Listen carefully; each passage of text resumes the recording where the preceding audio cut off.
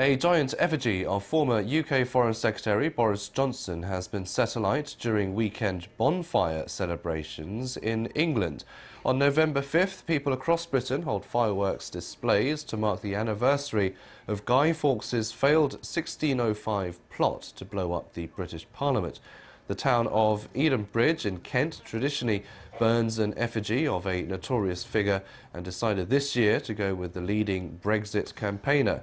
Footage shows the 11-metre statute of Johnson holding a slice of cake with a Union Jack on it.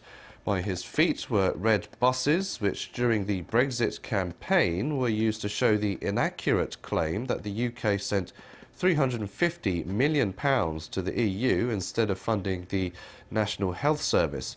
Previous Edenbridge victims include former Iraqi dictator Saddam Hussein, as well as US President Donald Trump.